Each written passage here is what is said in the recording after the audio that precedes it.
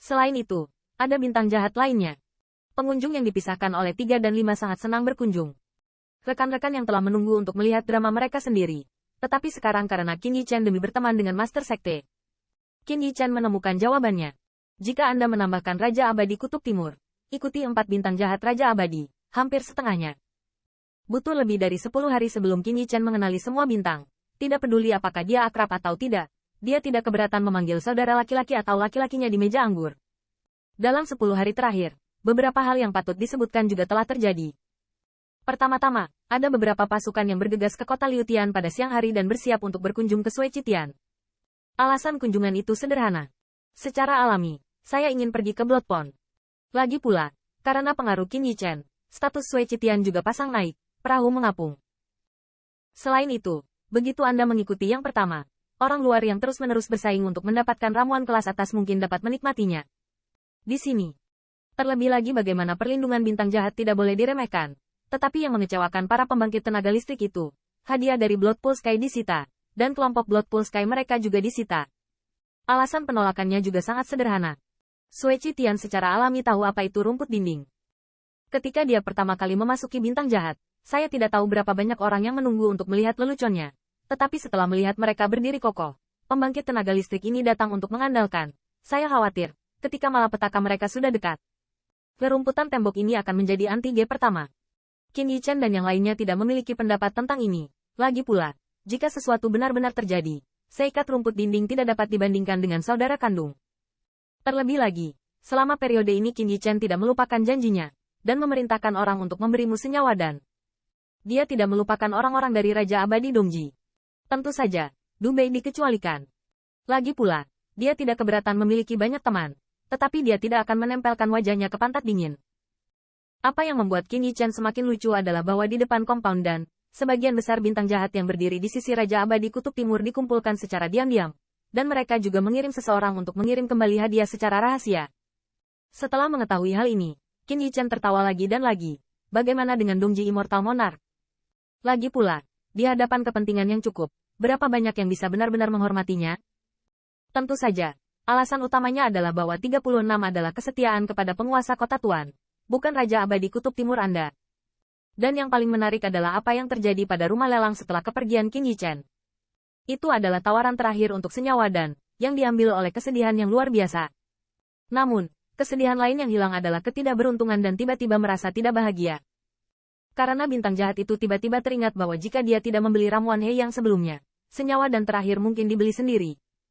Bukan hanya dia, tetapi roh jahat lainnya memiliki ide yang sama. Lagi pula, sebelum Qin Yichen tidak muncul, banyak bintang jahat tidak punya pilihan selain membeli ramuan He Yang, dan perbedaan harga jelas bagi semua. Jadi, sekelompok bintang jahat menemukan rumah Raja Abadi Kutub Timur. Artinya sangat sederhana, kembalikan uangnya.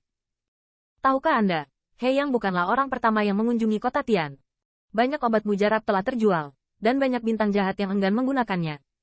Hampir 10 bintang jahat dikunjungi, termasuk 3 roh jahat yang ganas. Bahkan dalam posisi ini, bahkan Raja Abadi Kutub Timur tidak bisa membiarkan Raja pindah. Mengenai apakah uang itu dikembalikan atau tidak pada akhirnya, Qin Yichen tidak tahu. Tetapi dia mendengar bahwa semua bintang jahat tersenyum ketika mereka berjalan keluar dari rumah Raja Abadi Kutub Timur. Dia memperkirakan bahwa Raja Abadi Kutub Timur pasti telah memberikan pertanggungjawaban. Lagi pula, 10 bintang jahat, bahkan Raja Abadi Kutub Timur, tidak dapat dengan mudah menyinggung. Terlebih lagi bagaimana sekarang He Yang telah kehilangan nilai untuk melindunginya. Terlebih lagi, seorang dukun pasti takut untuk memprovokasi Raja Abadi Kutub Timur, tetapi dapat berkumpul untuk berkunjung. Jika tidak ada 3 tanda Raja Abadi di belakangnya, Qin Yichen pasti tidak akan mempercayainya. Dalam hal ini, Qin Yichen senang mendengarnya, mengharapkan Raja Abadi Kutub Timur menjadi jelek. Setelah mengusir semua bintang jahat, Raja Abadi Kutub Timur menjadi petir, dan sangat marah. Meskipun bukan dia yang benar-benar kalah, dan pengembalian uangnya pun tidak berlebihan, tapi kapan dia dikunjungi seperti ini?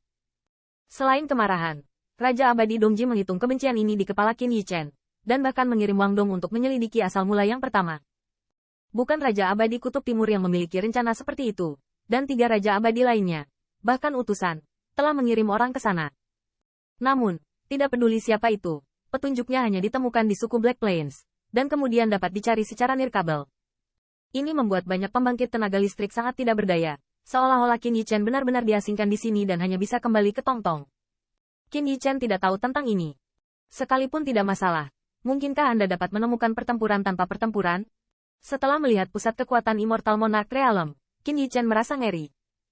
Meskipun Zhang Wuyuan tidak menunjukkan kemampuannya yang sebenarnya, Qin Yichen merasa bahwa meskipun itu hanya puncak gunung es, itu sama sekali tidak sebanding dengan pusat kekuatan tingkat Raja Abadi ini.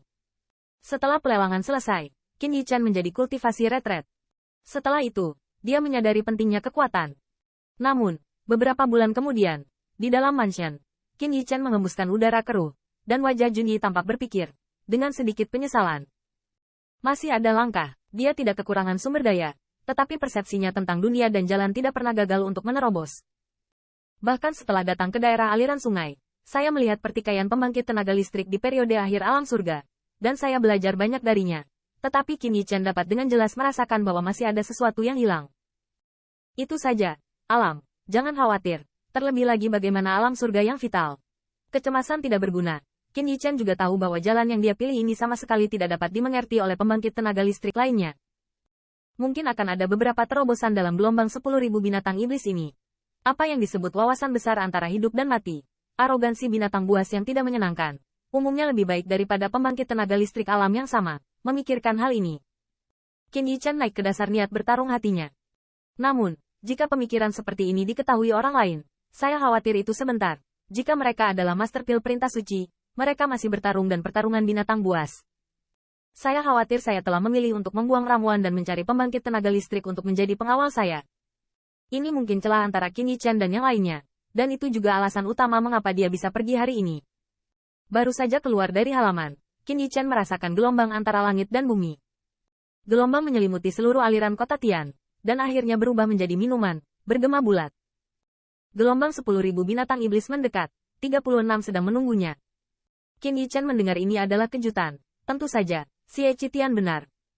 Setiap 10 kali, akan ada gelombang 10.000 binatang iblis.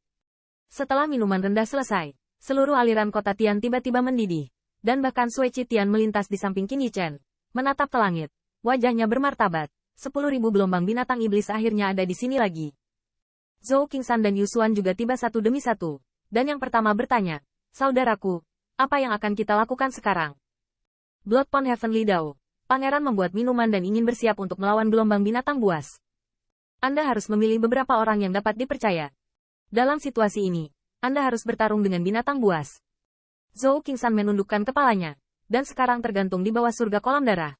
Sebenarnya, kebanyakan dari mereka berasal dari pavilion Qingsan, dan yang pertama tidak terlalu banyak ikut campur. Zhou Qingsan pergi dengan tergesa-gesa, dan Xie Qitian berkata lagi, menurut masa lalu, kota Liu Tian seharusnya mengirim orang untuk memberitahu para pihak. 3 hari pertama sebelum keberangkatan dari gelombang binatang buas, semua pihak akan berkumpul di Liu Tian. Kota